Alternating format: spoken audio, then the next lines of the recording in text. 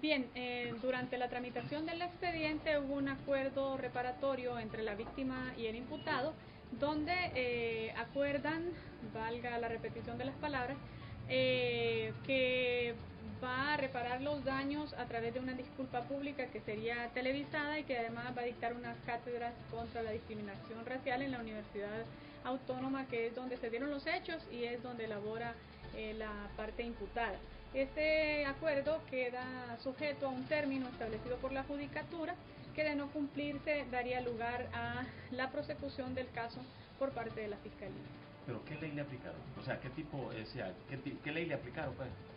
Mire, la figura de la discriminación, el tipo penal de discriminación racial está definido en el Código Penal, y la figura de la suspensión condicional de la persecución penal, por la que se hace este acuerdo de reparación del daño, está establecido en el Código Procesal Penal.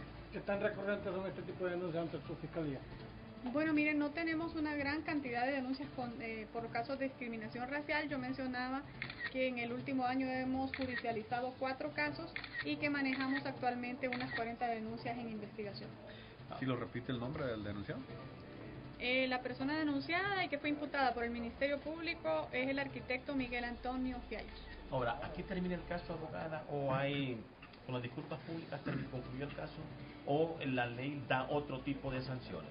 Las disculpas públicas son parte del acuerdo de reparación del daño al que llegaron la víctima y el imputado. Si ese acuerdo no se cumple en cuanto a las cátedras que debe dictar y lo estipulado en el mismo acuerdo, se podría, una vez cumplido el término, pedir por el Ministerio Público la prosecución del caso, de tal forma que no sería aplicable ninguna otra figura alterna, sino realizar la audiencia de juicio oral o debate contra el imputado. Exactamente. ¿Y contiene más delitos este Código Penal, Código Procesal Penal, delitos más severos por la cuestión de discriminación? No, que tengan que llevar a la privación de libertad. La pena del delito de discriminación es de 3 a 5 años de reclusión.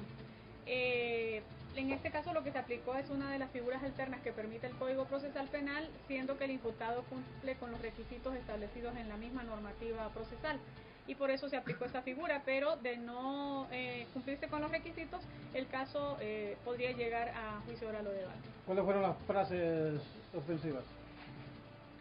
Bueno, dentro del requerimiento fiscal se establece cuáles son las frases vertidas por el maestro en una de sus cátedras, y básicamente cuando le menciona que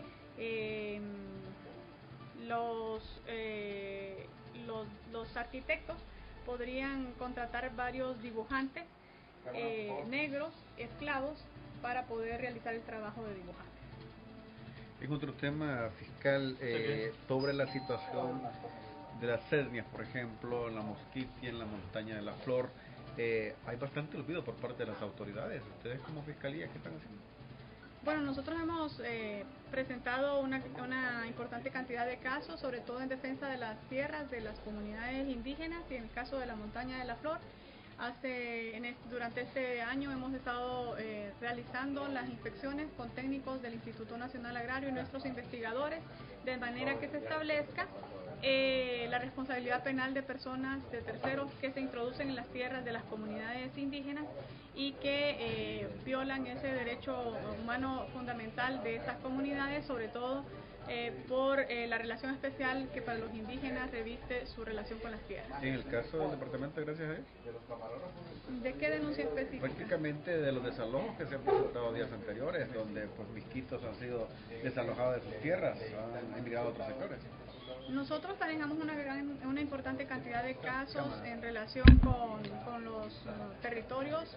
Las últimas denuncias, según la información que me ha dado la fiscal de Derechos Humanos, están siendo manejadas por la Fiscalía de Derechos Humanos, puesto que se ha denunciado la actividad de autoridades, y esas denuncias por competencia le corresponden a la Fiscalía de Derechos Humanos.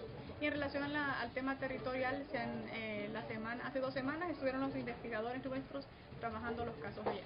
Abogada, es frecuente que venga el COPIN al Ministerio Público a protestar, exigir que se respete el convenio 169. ¿Y qué respuesta le dan ustedes?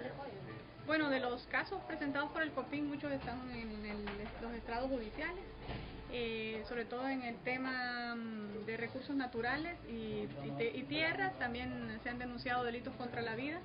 Uno de ellos está ya la proposición de pruebas, ya se hizo la audiencia de proposición de pruebas y vamos a juicio oral o debate, de tal forma que con serias limitaciones, pero se les da la respuesta que los indígenas requieren.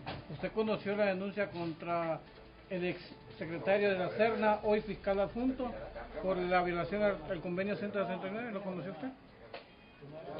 La denuncia, sí, se interpuso una denuncia, una que ya fue judicializada, que interpuso el COPIN, fue judicializada contra el señor Marco Jonathan Laínez, quien fue el que firmó la licencia ambiental en este caso. Pero contra el ministro de la Serna, No o se el abogado Roberto Cuellar. No se le siguió ningún procedimiento, no, porque la licencia ambiental de la hidroeléctrica que se denunció la firmó el viceministro. O sea que eso ya está cerrado, ese caso, la denuncia contra el abogado Cuellar. Está judicializada, el caso está judicializado contra la persona que firmó la licencia ambiental, que en este caso era el viceministro. Viceministro Jonathan Laínez. Así es. ¿Y qué pena? ¿Hay alguna pena, alguna sanción 3 contra a él? 6 años de reclusión, el delito de abuso de autoridad, pero estamos en la etapa aún estamos en la etapa preliminar de la presentación del caso, que se está sustanciando en la Corte Suprema. Entonces, actualmente, Jonathan Laínez, ex subsecretario de la Serna, está siendo denunciado o Se ¿cómo? presentó requerimiento fiscal por la Fiscalía Especial en relación a este caso que usted me pregunta. De ¿Requerimiento la fiscal? autorización, el requerimiento fiscal por el delito de abuso de autoridad en relación a la autorización de una represa eléctrica sin consultar a la comunidad indígena lenca.